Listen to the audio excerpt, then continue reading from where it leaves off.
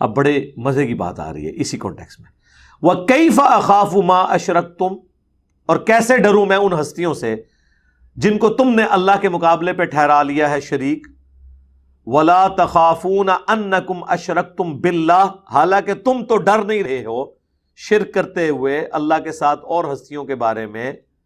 مَا لَمْ يُنَزِّلْ بِهِ عَلَيْكُمْ سُلْطَانًا، کہ اللہ تعالیٰ نے ان ہستیوں کے بارے میں کوئی سند نازل نہیں کی. یعنی تم حقیقی خدا سے نہیں ڈر رہے اور شرک کر رہے ہو، میں تمہارے جھوٹے خداؤں سے کیوں ڈروں؟ کتنی مزے کی بات ہے. اسی کو تو ہم نے عرض کیا ہے معبود شاہی کوئی نہیں. بھائی جب آپ ہمارے اللہ سے نہ ڈریں، ہمارے اللہ کو آپ حاجت روا اور مشکل کشا کے طور پر نہ مانیں، تو آپ کے بابوں سے ہم کیوں ڈریں؟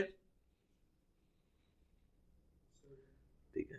اب کوئی سوچ رہا ہوگا کہ نہیں اللہ کو تو وہ بھی مانتے ہیں. سر اللہ کو مانتے ہوتے تو یہ کہتے کہ شیخ عبد القادر جیلانی نے روح کھولی اور اللہ نے کیا ہے پیچھے ہٹ جو پیچھے عبد القادر پہ گیا.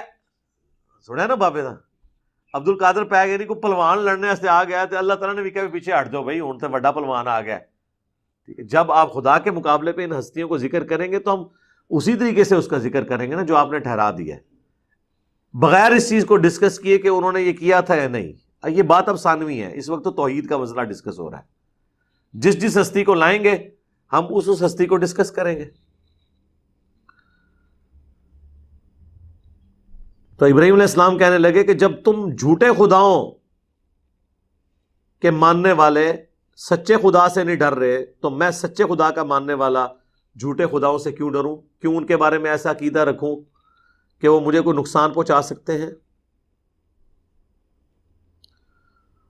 فَأَيُّ الْفَرِيقَيْنِ أَحَقُّ بِالْأَمْنِ، تم ہی بتاؤ دونوں فریقوں میں سے کون زیادہ امن اور سلامتی کا حقدار ہے.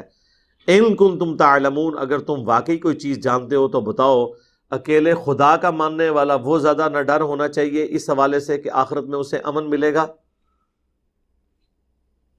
یا ان جھوٹے خداؤں کے ماننے والوں میں اتنا کانفیڈنس ہونا چاہیے؟ سر آپ کو کانفیڈنس لیول کا پتہ چل گیا. اکثر لوگ کہتے ہیں جی جنی صاحب اتنے اعتماد کے ساتھ بات کرتے ہیں یہی سچ ہے اور جو سارے جھوٹے ہیں. بھائی میں اپنے آپ کو تو سچا کہہ ہی نہیں رہا ہوں، میں تو کہہ رہا ہوں قرآن میں جو لکھا ہوا ہے وہ سچ ہے اور آپ کے بزرگوں نے جو تعلیمات دی وہ جھوٹی ہیں. آپ کے بزرگوں کا مقابلہ میرے ساتھ نہیں ہے بلکہ ان کتابوں کے ساتھ ہے جن کتابوں کو آپ اور آپ کے بزرگ بھی صرف ماننے کی حد تک مانتے تھے، عمل کریں یا نہ کریں مانتے تو تھے نا. الذین آمنوا ولم یلبسوا ایمانہم بظلم، وہ لوگ جو ایمان لائے اور پھر ایمان لانے کے بعد اپنے ایمان میں شرک کو شامل نہیں کیا. یہاں ظلم بمعنی شرک ہے، ویسے تو ظلم ہوتا ہے گناہ، لغوی ترجمہ ہے کسی چیز کو اس کے اپنے اصلی مقام سے نکال کے کسی اور جگہ پہ رکھنا. اللہ کو مخلوق کے لیول پہ لے آنا یہ بھی ظلم ہے، مخلوق کو اللہ کے لیول پہ لے جانا یہ بھی ظلم ہے، دونوں شرک ہیں. اولئک لہم الامن وہم مہتدون، ایسے لوگ ہوں گے امن میں اور ہدایت یافتہ. یہ جو سورہ الانعام کی آیت نمبر 82 ہے کہ جو لوگ ایمان لائے اور ایمان لانے کے بعد اپنے ایمان میں شرک کی آمیزش نہ کی تو قیامت کے دن صرف انہی لوگوں کو امن ملے گا. اس کانٹیکسٹ میں بخاری اور مسلم دونوں میں حدیث ہے، جب یہ آیت نازل ہوئی تو عبداللہ ابن مسعود کہتے ہیں کہ ہم لوگ پریشان ہو گئے کہ کوئی ایسا شخص بھی ہوگا جو ایمان لانے کے بعد گناہ نہ کرے، کیونکہ ظلم تو گناہ کے معنوں میں آتا ہے جنرل. ربنا ظلمنا انفسنا. تو نبی علیہ السلام سے جب پوچھا تو آپ علیہ السلام نے فرمایا کہ یہاں ظلم سے مراد ہر گناہ نہیں ہے، کیونکہ گناہ تو انسان سے ہو ہی جاتا ہے، یہاں ظلم سے مراد ہے شرک. اور پھر حضور علیہ السلام نے وہ آیت تلاوت کی سورہ لقمان کی آیت نمبر 13، ان الشرک لظلم عظیم، بے شک شرک سب سے بڑا ظلم ہے. تو آپ نے فرمایا یہاں پر ظلم سے مراد ہے شرک، کہ جو لوگ ایمان لائے ایمان لانے کے بعد انہوں نے کوئی گناہ نہ کیا اور گناہ سے مراد بڑا گناہ یعنی شرک، تو انہیں امن قیامت کے دن مل جائے گا اور وہ ہدایت یافتہ ہوں گے. یہ آیت بھی اس چیز کا ثبوت ہے کہ کوئی شخص مومن ہوتے ہوئے بھی مشرک ہو سکتا ہے. یہ جو آپ کو بریلوی اور اہل تشیع کہانیاں کراتے ہیں نا کہ جی یہ کیا بات کرتے ہیں جی کلمہ گو مشرک، کلمہ گو مشرک، جی کلمہ گو کیسے مشرک ہو سکتا ہے؟ جی ہو سکتا ہے، قرآن میں لکھا ہوا ہے، جو ایمان لائے اور اپنے ایمان کے ساتھ شرک کی آمیزش نہ کی۔ وہ پھر ایمان کیوں لے کے آئے تھے؟ ایمان لانے کے ساتھ شرک کو شامل نہیں کیا، یعنی جب ایمان لے کر آئے تو پھر صرف اللہ ہی کے ساتھ وہ عقیدے وابستہ کیے، کسی اور ہستی کو لا کے شامل نہیں کیا، تو وہ ہدایت پہ ہوں گے۔ تو یہ قرآن میں بھی لکھا ہوا ہے شرک ختم نہیں ہوا۔ اگر شرک ختم ہو چکا ہوتا تو قرآن میں یہ بات تو نہ ہوتی۔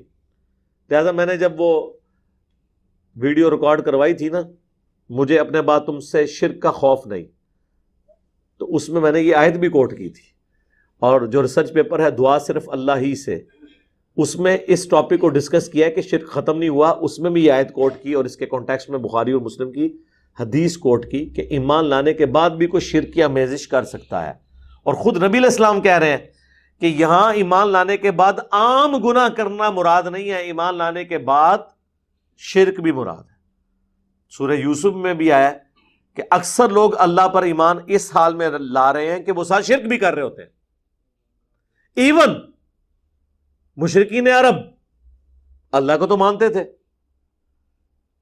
لیکن ساتھ شرک بھی کرتے تھے۔ قرآن میں کئی جگہ آیا کہ ان سے پوچھو زمین و آسمان کس نے بنائے، وہ کہیں گے اللہ نے۔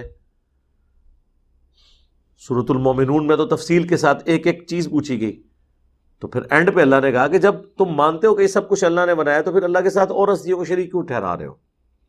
تو اللہ کو وہ مانتے تھے، لیکن بتوں کو وہ کہتے تھے یہ اللہ کی بیٹیاں ہیں، یہ چھوٹے آلہہ ہیں، ان کے ذمے اللہ نے کام کیے ہوئے ہیں، جس کی بگڑی ہوئی شکل مسلمانوں کے ہاں بھی موجود ہے۔ اگرچہ ایک فرق ہے کہ مسلمان آلہہ کہہ کے نہیں ان بزرگوں کو مانتے، اللہ کا بندہ کہہ کے مانتے ہیں، لیکن عقیدے صرف وہ سارے کے سارے وہی والے ہیں کہ دنیا کا نظام بزرگ چلا رہے ہیں، اللہ نے ڈیوٹیاں لگائی ہوئی ہیں۔ جب ہم کہتے ہیں یہ اللہ کے کام ہے، وہ کہتے ہیں نہیں ہم بندے مان رہے ہیں۔ تو صرف بندہ مان لینا تو کافی نہیں ہے، ان چیزوں کی بھی نفی کرنی ہوگی۔ تو یہ آیت اس بات کا ثبوت ہے کہ شرک ختم نہیں ہوا، ایمان لانے کے بعد بھی کوئی کلمہ گو مشرک ہو سکتا ہے۔ باقی جس کو تفصیل چاہیے تو وہ میری تفصیلی ویڈیو ہے، مجھے اپنے بعد تم سے شرک کا خوف نہیں، بخاری مسلم کی حدیث، اس کی تفصیل میں نے ساری احادیث بیان کی تھی اور کئی ایک مثالیں دی تھیں، اس آیت کو بھی ڈسکس کیا تھا۔